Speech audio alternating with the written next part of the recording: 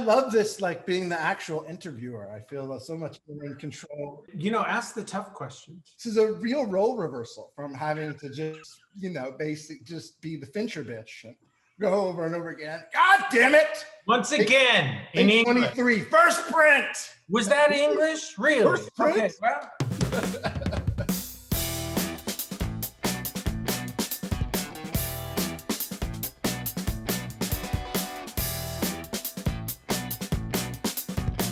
All right, here we are. So David, the movie's amazing. I love it. It's incredible. The thing people want to know about is it was your dad's script. When did you read it? How'd you find out that your dad had written the script? How much did you know about your dad writing scripts? That kind of thing. Well, I'm not going to say I commissioned it, but I prompted its existence just by. My dad was somebody who was always looking for new challenges. When he decided he was no longer going to write magazine stories, he became interested in the idea of writing a screenplay, because unlike Herman Mankiewicz, he really revered that form of writing. When it was done really well, it was a real high watermark for terseness and drama, and it forced you to, you don't have, the characters' inner monologues, unless you're writing VO. He considered it to be, not only creatively really challenging, but also the kind of writing that was required real insight and deftness, and you really had to know your shit. So he just said, I want to try writing a screenplay. What should I write about? And I said, when was this? I'm going to say 1990, 1991, somewhere around there, before you were born. And I had these discussions with him, from a very early age about how important Citizen Kane was, that it was the greatest American movie ever made. And it was only like in middle school that I read Pauline's Screed, and we had discussed that, when I was 12 or 13. So I said, well, what about Herman Mankiewicz? I've always thought he was a funny dude. He's an odd sort of character to follow through a film. You suggested to your father for the first time he read a screenplay that he write about the greatest movie and the greatest screenplay ever written, and one of the most famous screenwriters who ever lived. Yeah, like it's not easy. Little tiny hurdles. Did he write it by himself? Did he just go off and write it and come back with it? Did you work with him on it? No, he wrote it by himself. And when he came back, he gave it to me and I read it. And it was a little bit more of a WGA arbitration, posthumous arbitration than I was interested in. And so I told him, and he was not upset, but he was certainly like, well, what more is there here? And I just finished Alien 3, I think. And you're at your peak. Exactly. I was feeling my oats. Having been sodomized ritualistically for 2.5 years, I really I wanted to spread my wings. He gave me this thing and I read it and I said, I don't think he got it. And he went away. And nice to know you treat your father like everyone else. Well, by the way, to be perfectly honest, this is, I didn't get this out of nowhere. Like I got it from him. Like he was almost always the guy who was, he was gonna tell you, Look, I appreciate it. I think it's one of your finest qualities, and you have very many, which is that you're one of the few people on earth I can count on for absolute honesty in every way, and I can't. No matter how painful. Yes. I immediately run through and I go, well, does he needs to hear this, and then I just launch. What I want to know is what you think of it. It's a bit of a jumble, a collection of fragments that leap around in time like Mexican jumping beans. Welcome to my mind, old sock. How far from the current script was it? Was it the same structure? Was it the same sort of? So my father was retiring. He said he wanted a challenge. I threw down. I offered him a challenge that I thought was worthy of certainly his efforts. He came back with a script that I thought, it feels like I mean, it was interesting, and it was sort of well machined in how it worked. But he had a very kind of Pollyanna, a little bit. It was more Singing in the Rain than Star 80. and so I was kind of like, the viewer has to take that with a grain of salt, because your idea of Pollyanna is like one brief moment of pleasure quickly snuffed out in the film. So to your father's defense. Let's put it this way. It was very much the view of Hollywood as the MGM Dream Factory. You know, Thalberg was the Thalberg of the statue fame. And there's a lot of writing, a lot of sort of behind the scenes stuff about Mankiewicz and his friction with Irving. And that was a weird thing, because you would think these were two people who were very bright and you know, exerted a lot of control and invented a lot of the things that we sort of take for granted in terms of cinematic storytelling. And here they were at kind of loggerheads. So anyway, the important thing was, I just felt like I wasn't that interested in the idea of credit. You know, credit wasn't the reason to make the movie.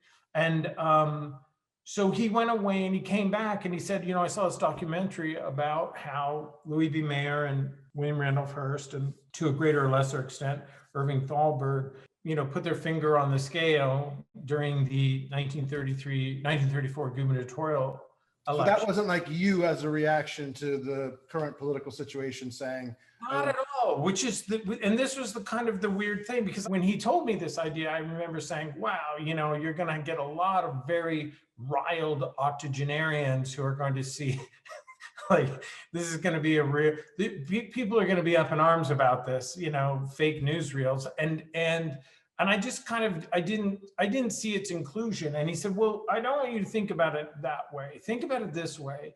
Here's a guy who 30% of his output, more than 30% of his output as a screenwriter, he happily gave up any kind of credit on. And yet this one time, you know, he's an adult, he signed a contract with the Mercury Theater, he knew what he was doing. And for one brief shining moment, he really wanted to revise that.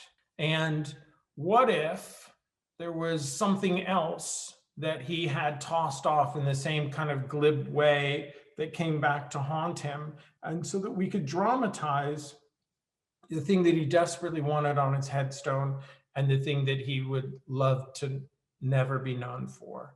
It was an interesting way into this character who spends a lot of his time just sort of rebounding and recoiling off of a lot of the Hollywood that he knew. And yet he was like incredibly prolific, and he was hired all the time, and he was like considered one of the great. So he must have been, was it that he was exceedingly difficult, or just like obstreperous, or I mean, why was a guy so masterful always being fired, and was it just drinking, or what was the?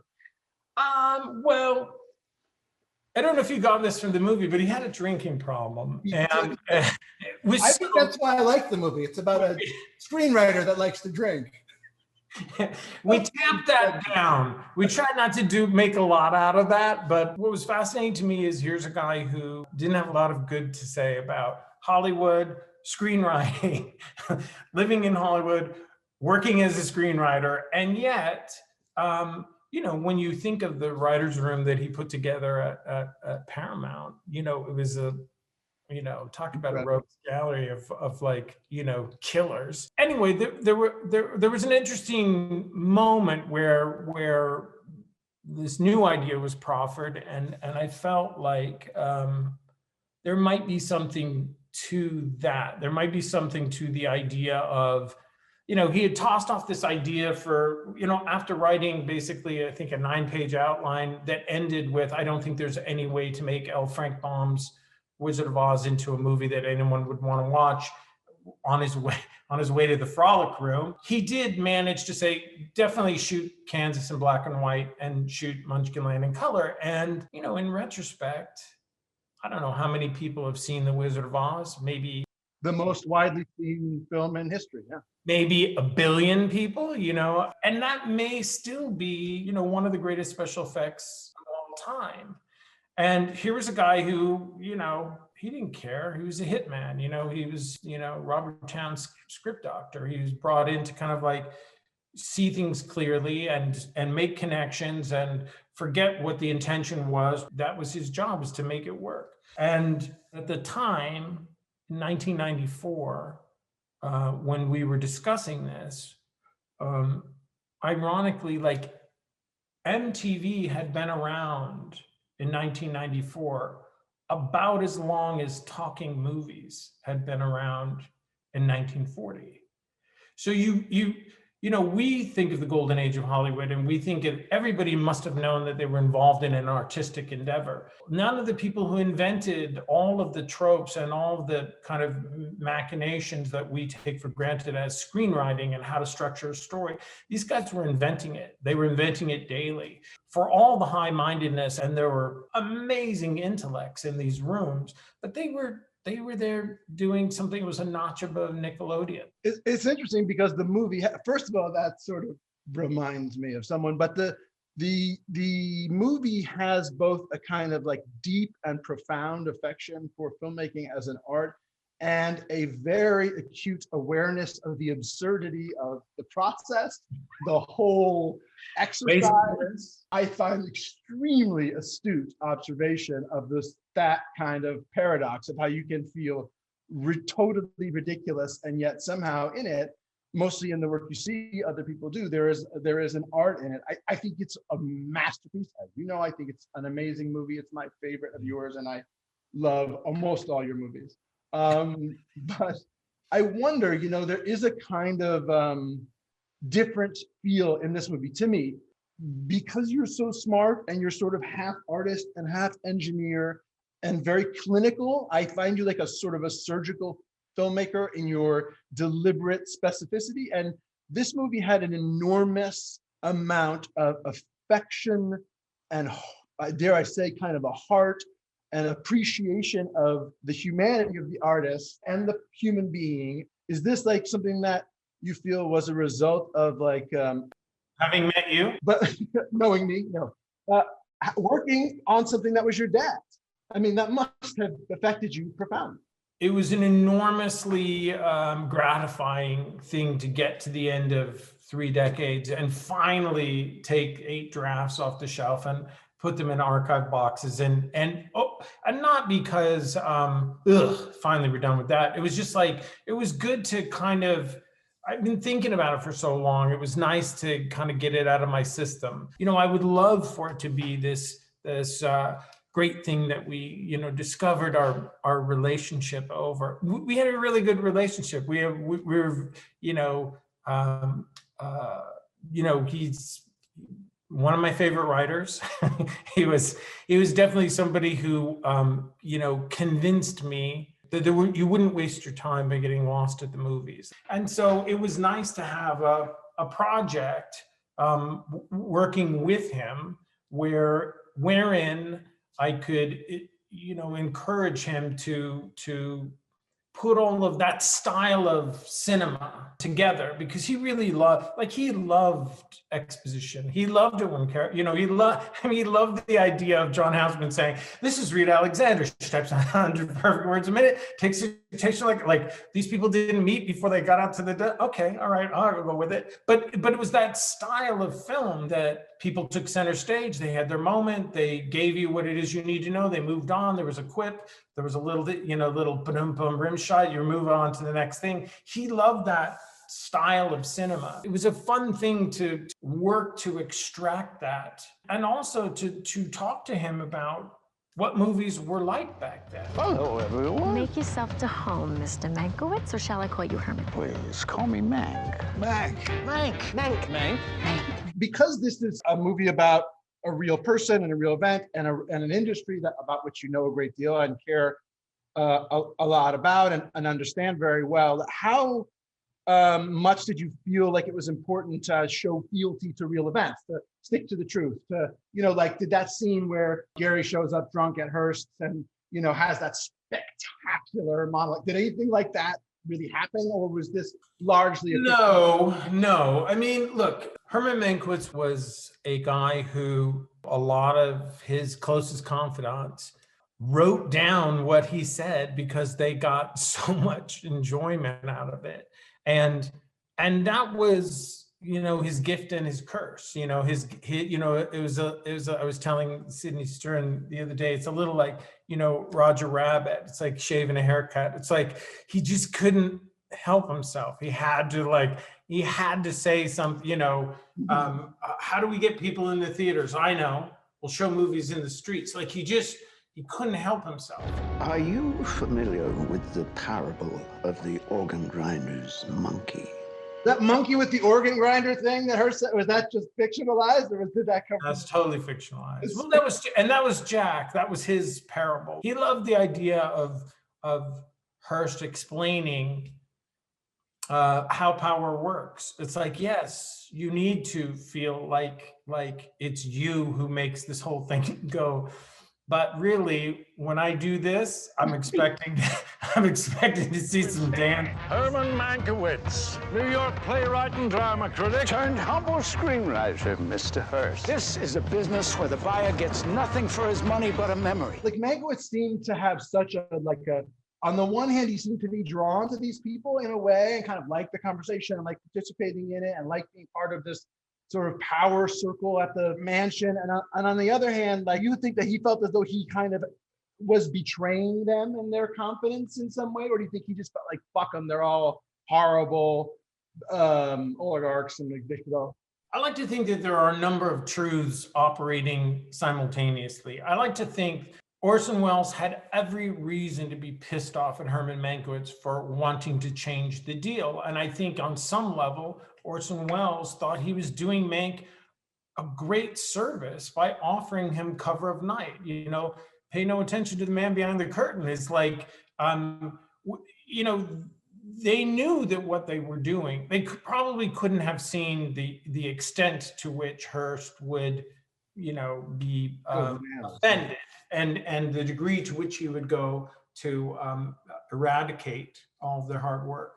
However, having said that, I'm sure that Welles, who is not stupid, realized he had the right guy for this job, and that he created a really perfect environment for this very broken man to flourish in. I'm toiling with you in spirit, Mank, and I don't hear any typing. Do you see it as a genuine collaboration? Do you see it as Welles really had this idea, he got the right writer, and sort of, you know, restructured a 300-page script and made it work as Kane? No, I'm sure there's too much documentation. I'm sure Welles wrote scenes. I'm sure he created stuff out of whole cloth. And it's not for me to debate. Again, it's like when we made Zodiac. Zodiac was a movie made from a book written by Robert Graysmith. It's Robert Graysmith's point of view. That's the book that we purchased. We didn't purchase 16 books and then decide to find the truth in it. We went, this is the story that we're telling. This is undoubtedly more of the Mankiewicz point of view than it would be the Welles point of view, which is not to say that Welles doesn't have a point of view, right? It's about Mankiewicz, for sure. Yes. And what was interesting to me is this odd, brilliant, and awkward, and angry, and bitter, and drunken guy sort of careening through his life and missing a lot of what made it work. And finally finding that. This is not about like, well, who deserves all the credit? There's only one person who was lobbying for the other person to remain unnamed.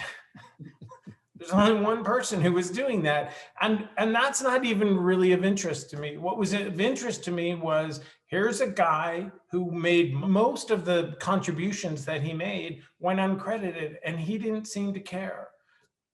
And then for one brief shining moment, he said, no, this can't go.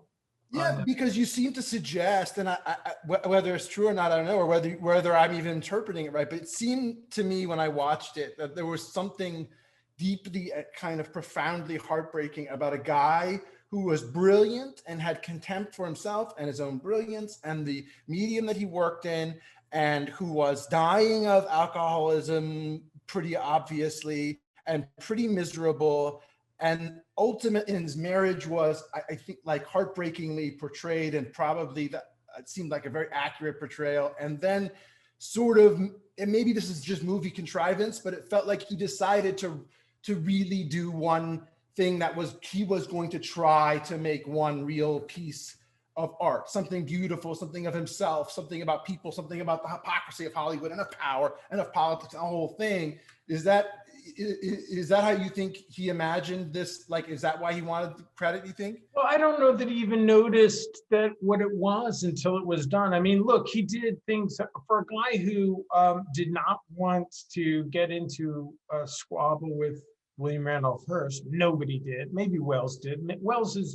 That's probably Wells must have. Wells liked it. I mean, there's nobody who's ever gotten into a conflict like that with someone that powerful, sort of, who runs their own business in history since then that I can think of. I mean, I don't think there's anybody who even has the same level of power now that Hearst sort of did it. Yeah. Maybe Jeff Bezos or somebody.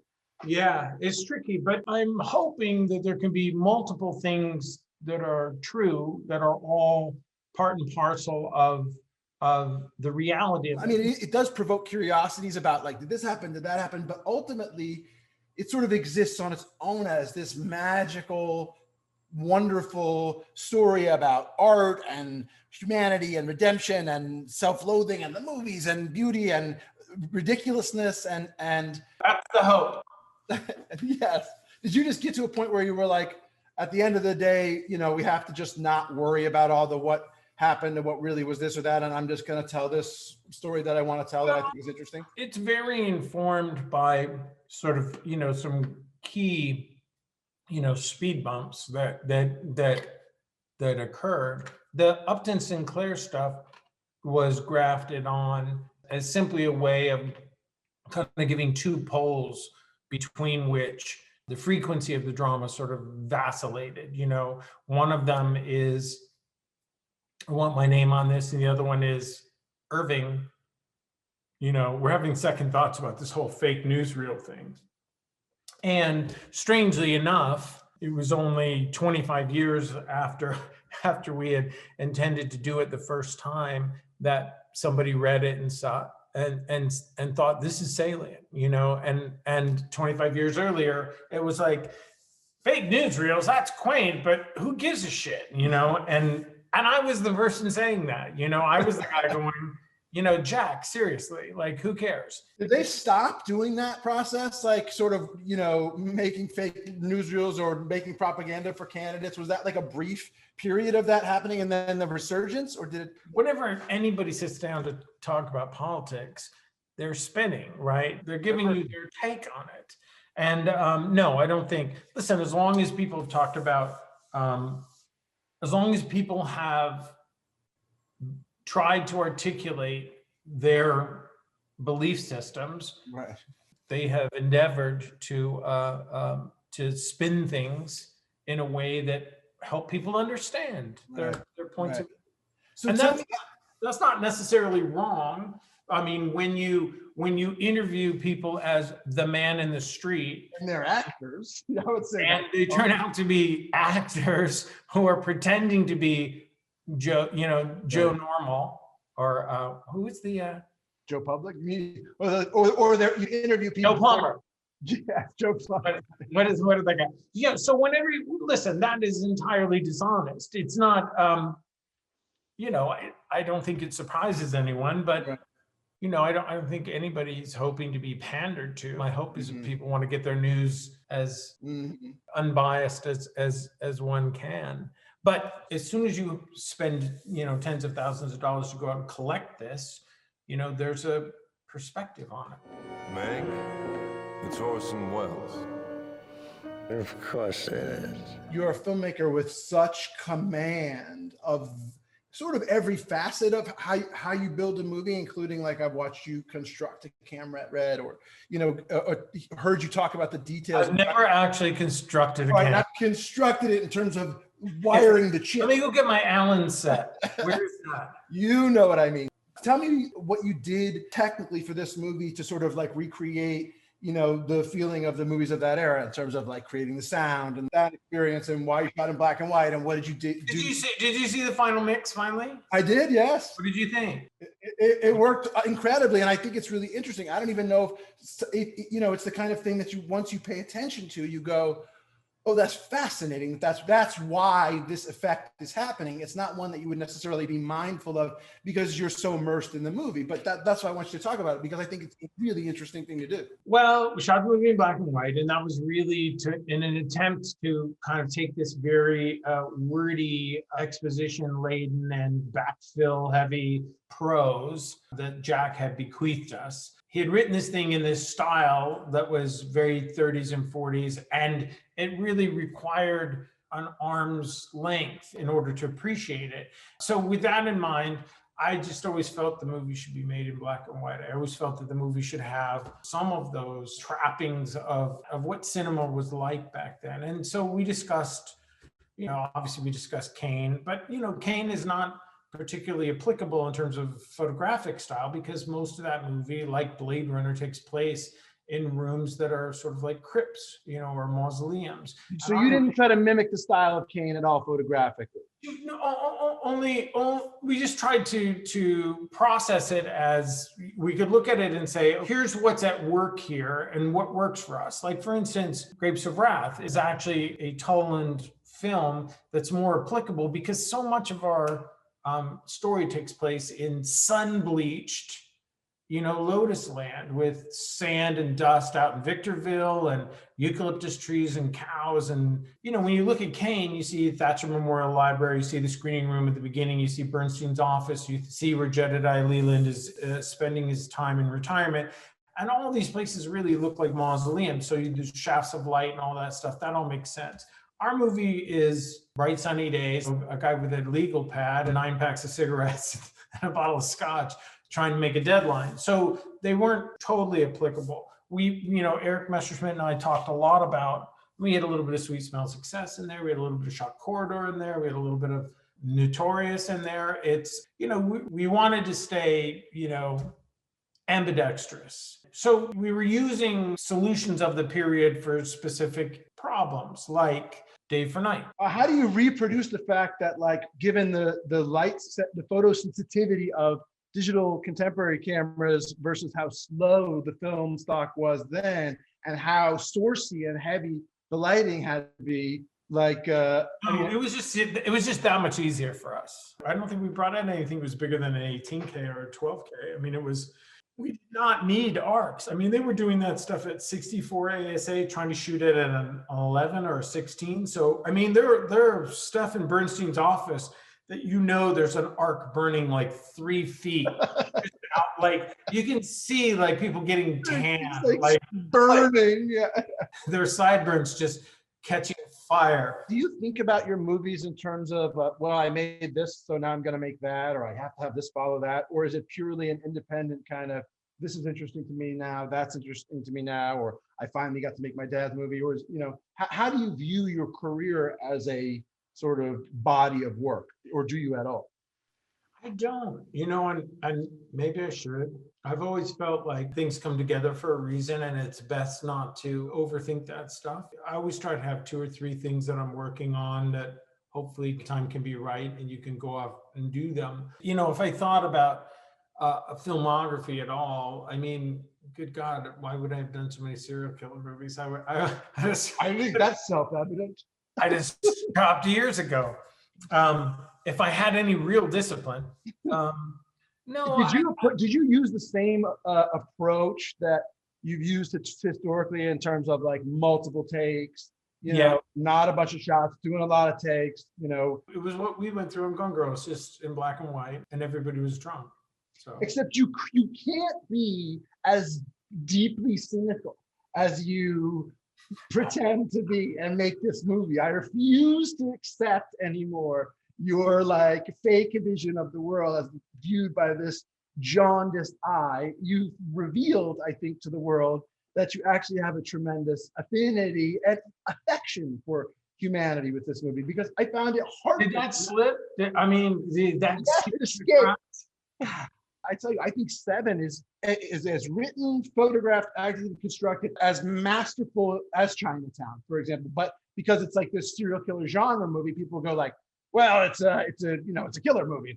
Although Apple uses Head in the Box as part of their advertising campaign to this day, if you go in the Apple store. Speaking of which, did you get any stock from Netflix for starting their whole original content thing? Because that's got to be worth like $40-50 billion. No, I think that they feel like they have they've returned the favor now by enduring the making of this movie. That's what I told you, Mank. I have final cut, final everything. There are no studio notes. We'll have no one but ourselves to blame. Would anyone else make this movie besides Netflix?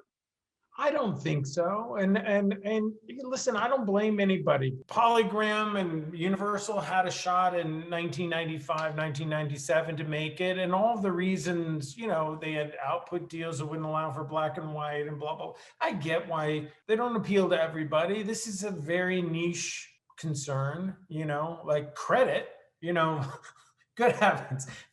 Which is really kind of the reasons why I never wanted the movie to be about the credit arbitration, because it's not of any interest. And no, it's like a so much more resonant, interesting. I think, maybe because I do identify with it more, it seemed universal to me, but I think it is very universal. And yes, it's certainly specific. And I can imagine, having a hard time making an argument to a studio who plans to release a movie theatrically that you're going to have a big weekend with a black and white movie about the making of Citizen Kane.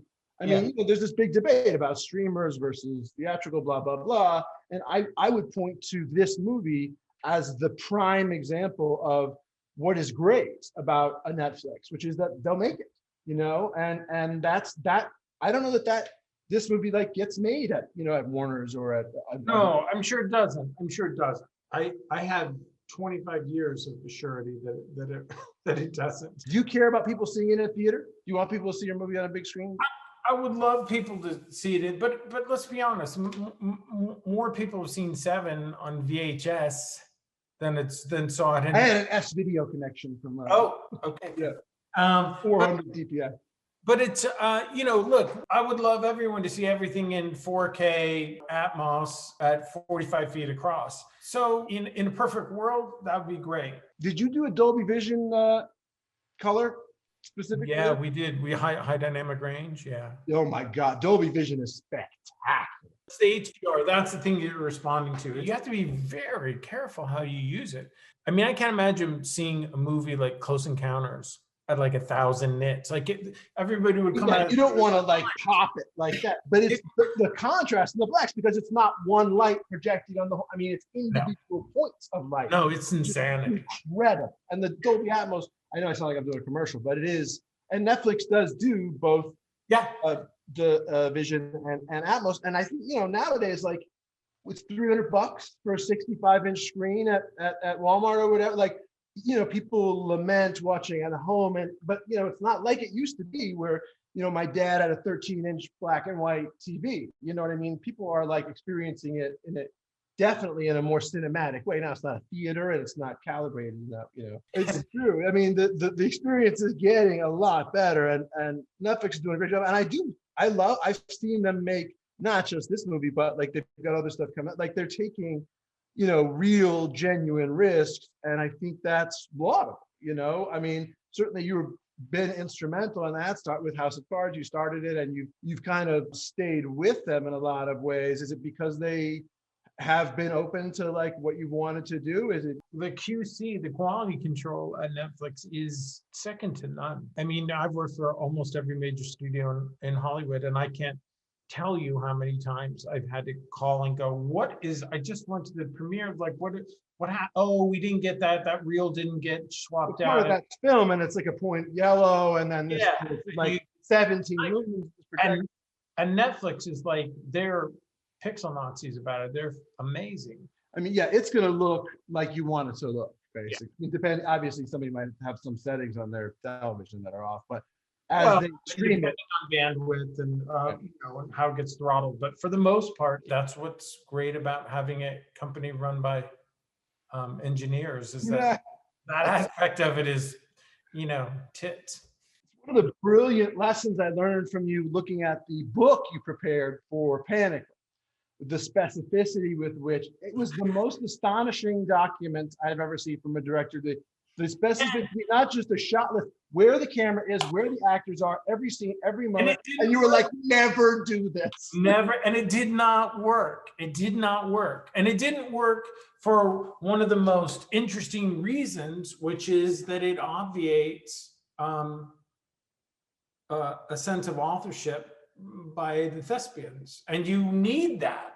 I believe that every voice is there to be nurtured so that people, when they go, I think you're missing something here. I want people to feel like they can stop the train to say that. You don't get to do it 3 times and be wrong all 3 times. That's a problem. But a movie set is an organism. It's like, and it's going to go where, there has to be a certain amount of resistance to just motion. You have to kind of like try to keep the amoeba where contained. What I found on Panic Room was, the last person in the world that I ever wanted to kind of repel from the process was Forrest Whitaker, because he has so much to give. He has so much in the moment, and he's so great at that. And, 4 or 5 weeks into the second time we started that movie, because we had to reshoot, because he just felt beat. I can see that. Yeah. A lot of actors, feel like they want to be able to create and explore and come up with stuff and contribute. And you are very open and well to that. My theory about you, having thought about it quite a bit, is that you have these 2 incredibly powerful competing instincts as a filmmaker. One is that you have a. Do you want to say this on? Yeah. Oh, believe me, I want to say a lot more, but I'm going to stick just to this. One is like a very specific idea of how you think it will work the best and how you'd like it to be, and the other is like this profound desire to discover something accidental, different, and new in the process. Yeah, I think that's at the root of the sort of the famous like Fincher, relentless number of takes. Am I totally off base? Relentless number? That's a kind characterization. I think, I think that's entirely valid. I also think that I exist outside this bizarre, punitive sort of thought process about the work that we do, which is do it again as a way to, it's I don't think it's punitive at all. I love it. But no, I'd rather be doing takes than watching somebody light or sitting in my trailer. I mean, it was wonderful. I even, and it also relieves you as an actor of this notion that there's a finish line, there's an end, we're going to get it, and there's an it, and it's going to be accomplished, so that you're constantly going for something. Rather, you're able to just sort of relax and continue to do it. I mean, you watch it with Carrie Coon, it's like when you say, okay, let's do one more, and you can see people go, well, what did I do wrong? Because they're not used to that. They're used to this notion that there's like a right and a wrong, and you're going to get, it's like this binary thing, and I have this idea.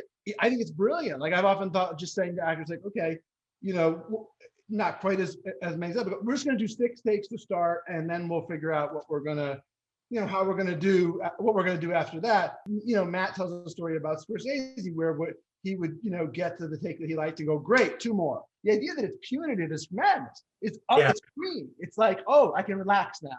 And relaxation is so integral to the process of getting to something honest. That anyway, it's such an artificial fucking process, which you capture so well. And the Cowboys and Indians and the fan and the whole thing, it's so ridiculous what we do. And to try to make that feel real and just relaxed and normal is sort of so much the battle. And I think that process, you get it, you achieve it. That's why it's like most people in your movies, it's their best performance. So they had the opportunity to really explore it and do it. And I know you're sacrificing other stuff. You have to prioritize what you're doing. There's not enough money to do it every conceivable way. I'm looking to walk into a room and go, who's got something interesting to fold into this? Who's got like a take? And obviously you want to be with people that you're comfortable enough saying, I think that's not the solution here. And they won't get hurt, and they'll still participate. I love it. I find it such a fucking relief to have a director go, no, we're not, that's horrible. Or like, no, it's not that at all. And you just go, thank God, because I don't have to spend half an hour going down this fucking road. What is it that you're interested in? And one of the things I learned from directing myself is, as an actor, you don't have to slavishly adhere to some specific vision, but you want to be on the same boat as the director. And you really want to find out what that is and where it's headed. And you do actors a huge favor by being really honest with them about it. I think a lot of actors are afraid because they think it'll inhibit their process or make them self-conscious. I just find it enormously freeing and gratifying. Have you always been that way, or did it take you a while to develop that? It took me a while to get comfortable with the idea of saying another one, and I want you to think about this, and I want you to think about this, and I want you to, because again, so often you're pressed up against the glass going, please don't take this the wrong way.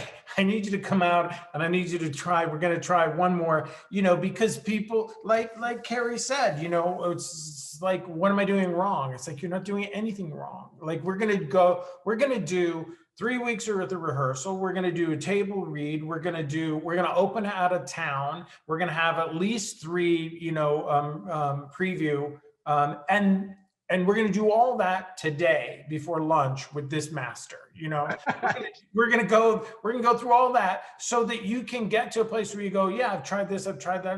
No, really, it's over here. And everyone can feel good about this is what we're trying to tighten. This is the thing that we're going to try. This is the lump of coal that we're going to try to turn into a diamond. You're so fucking good at creating the number of days that you need to shoot like that. Where in specific are you making cuts, like crew-wise and spend-wise, so that you can afford to spend the same amount of money on 90 or 100 days as some people do on 60 and 50? Like, it's not having cranes, it's not having steady cams, it's not having helicopters. It's all that stuff. Every time the special trailer shows up with the 2 technicians that fly with the thing, whose job it is to come and go, I've never seen it do that before.